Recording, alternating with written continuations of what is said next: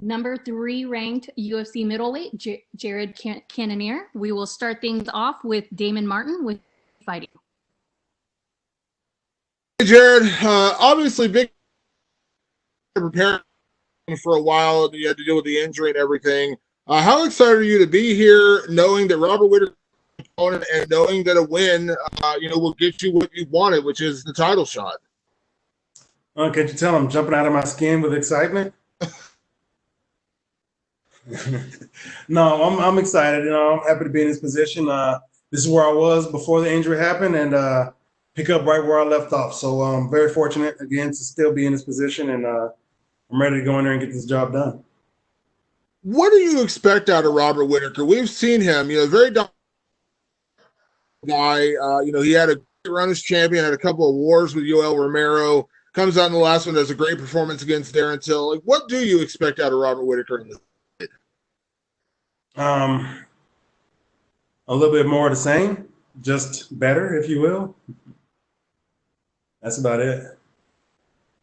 Just, Robert's a really crafty. He's a really crafty fighter. He's a elite level competitor. So, former champion. We can always expect the best out of him. So, I know he's taking this fight as serious as any other fight that he's had, and so am I. So, I expect him to try his hardest to get that win, but I'm not going in there to try as hard as I can. I'm trying to get it done as easily as possible.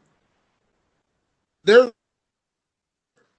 every fight, especially at this level in the UFC, a co-main event on a pay-per-view, things like that. But what line here, a win will get you what you want, which is the title shot. Does that change anything for you in terms of the pressure of this fight? Do you embrace that pressure, knowing that that basically you control your destiny here? Yeah, it's definitely motivating to know that this win is going to give me the title shot. That's the whole goal of being in the UFC, to be the champion. So again, I'm fortunate to be in a position and to still be in this position. And I'm going to go in there and earn my title shot. So as far as I'm not going to put any extra pressure on me because it's a contenders fight. A fight is a fight. Every fight is a contenders fight in my mind. So I'm ready to get in there and go to work. I know there's a lot of respect, Sonya. You guys have gone back and forth for the last year in a very respectful way. He's mentioned your name numerous times as the dark horse of the division, a guy that we should keep our eyes on even before this fight. What does it mean to you that he has already identified you and said that you're the guy, you're the guy he wants to fight. He believes you're going to destroy Robert Whittaker, and you're the guy who's going to fight. What does it mean to have the middleweight champion basically, kind of call his shot and say you're the guy? It's good to be recognized by the champ, I suppose. But I'm also hearing that these guys want to fight, instead of fighting me, they want to fight Jan Blachowicz. So in front of me is Robert. Everything else is a distraction. Thanks, Jared. You're welcome. Next, we have Idio Fan from PP Sports in China.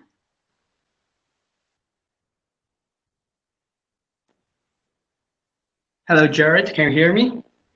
Yes, I can. How are you? I'm good, thank you. And how are you doing? I'm doing great. So I have 3 questions for you, quick and steady. So 3 finishes and 3 wins in a row, make it 4. There's your title shot, just like my colleague just said that Alessandra said, you destroy Whittaker. There's your title fight. But however, we noticed that Whittaker is not that easy to be defeated. Do you have any special trainings that is targeting his specialities so you can get a big W this weekend? I'm sorry, what was the end of that question? So, do you have any special trainings that is targeting Whittaker's specialities, like the ground striking, like the striking, and in order for you to get a win? I wouldn't say special training or anything like that. Just the normal. We prepared to fight. We definitely take in consideration our opponent's strong points. We also take into consideration his weak points as well, and our plan is to exploit those weak points, and my plan is to nullify, if not exploit, his strong points. So turn his strong points into weak points. He likes to move around. He makes a lot of big movements, very explosive and stuff like that.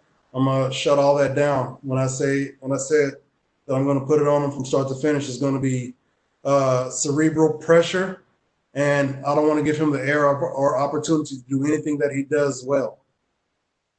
Sure, thank you. So game recognized games. Alasanya, the champion, speaks highly and recognized you as the next, like the next title challenger. And seeing his dominating performance against Costa, is there anything you want to say to him in return as that favor?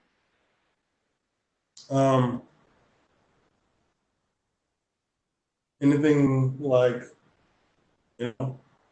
hello?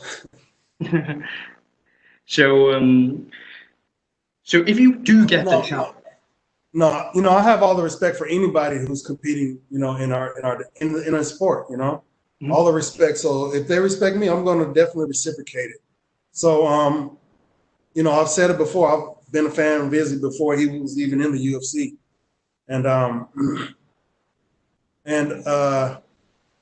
yeah, man, we're in a division, and he's definitely not sitting on high, not looking down to see what's going on.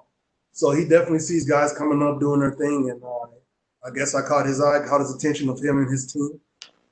And, he vocalized that in front of the world, and now the world is eating it up. But, I got fights ahead of me, and I'm not really resting on my laurels based off of what someone else says about me. I'm doing what I got to do to make sure I get what I want. And that's going to be a victory at every turn. So the final one for me, we noticed you are kind of into high-tech training, just like the mask you're wearing right now. So we saw you have the high-tech glasses that you are using during your training. Can you tell us more about that product? Yeah, those are strobe training glasses that I got from I forgot the name of the Instagram guy, but his name is Mike. He's helped me out a lot, man. Those glasses are awesome. It's called occlusion training, is what he calls it. And what it does, it limits the amount of information you get to your brain through your eyes. And so I would have to, my brain would have to work faster and process the information that I see coming at me, so that I can, of course, react accordingly. And that just really sharpened me up, you know what I'm saying? I react faster, see things faster, if you will. And I think it makes me a more efficient fighter. So I believe that will give you the edge over Whittaker. So thanks very much for the interview. And please do enjoy your fights this weekend. Hope you all the best. Thank you. Thank you. Next, we have Jordan Wahlberger from the Horn in Texas. Texas, all right. How are you? I'm good. How are you? Awesome. Doing very well. Jared, this is another former champion you're facing. You faced Anderson Silva before. Do you take anything away from that fight in your preparation for Anderson and fighting a champion and going in and fighting a former champion in Rob this week? No. When I fought Anderson, I told myself, I'm not fighting former champion. I'm fighting yet again another man. It's going to be the same thing when I fight Robert. I'm not going to make him more special than what he is. He's only a man, and I'm only there to fight the man. I'm not there to fight the image or the reputation or anything like that, So he's a husk to me. He's a shell that lies before me for me to break and for me to get, my title shot. You've fought at heavyweight, you've won at heavyweight, you've won at light heavyweight, and now you've moved down to middleweight. What have you learned about yourself, and why is middleweight the right, weight for you that you've found so much success with? I mean, they just mentioned, 3 KOs in a row. Why middleweight?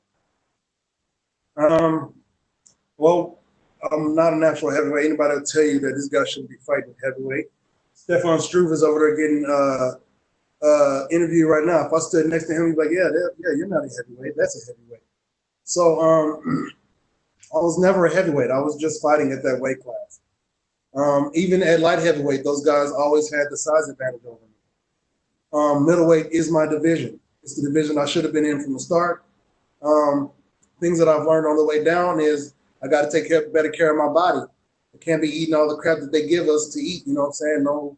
not all the meat that they want that they tell us that we need to have. You know what I'm saying? We don't need to get all the protein we need that they say you can get from meat. And you know, all the dairy and stuff, I cut a lot of that crap out of my diet. You know, stop consuming so much of it. And I'm far healthier now. I'm just healthier. I'm a healthier fighter. You know, I wasn't a healthy fighter fighting at heavyweight. I was a little healthier fighting at light heavyweight, but I'm healthy fighting at middleweight. And that's just, you know, what we've seen, you know, my progression and the knowledge that I gained of myself, learning how my body reacts and what my body needs to fuel my soul, if you will. Awesome. Well, last question for me. You've talked about listening to the universe and the strength that you get from crystals. Are there different crystals that you have for different fights? And what's the universe saying right now as you lead up to this fight? The universe is saying I'm going to win. The universe is saying everything is falling right into place. You know, I'm beginning to learn to really listen to it, you know, because it's always speaking to us. You know, we just have to quiet our minds, stop being distracted by all the distractions that they have out there for us to be able to listen, go in and really listen to what's being told to us. So as far as specific crystals that I use for fights, you know, I love pyrite. Pyrite is definitely my first. So I keep it on me and with me at all times. I got another little piece right here. You see it? Some copper wrapped pyrite. You know, copper is a conductor, so it's going to help transfer the energies of this pyrite into my being and give me all the energy that I need from that.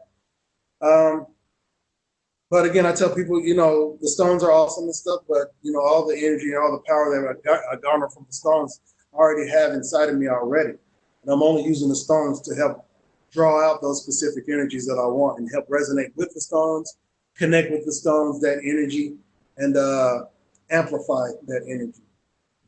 Awesome. Hey, best of luck, Jared. We can't wait to see and see what's next for you after.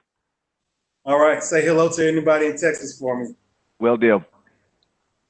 And last, we will end things off with Ezekiel Bergonzi from Somos MMA. Hey, Jared, how are you? I'm doing good. How are you?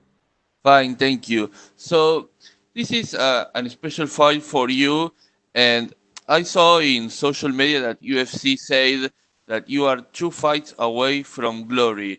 How do you feel now that UFC has put their spotlight on you? How do you feel?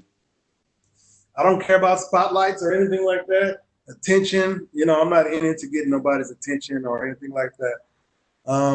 I enjoy what I do, and I'm happy to get a paycheck doing it.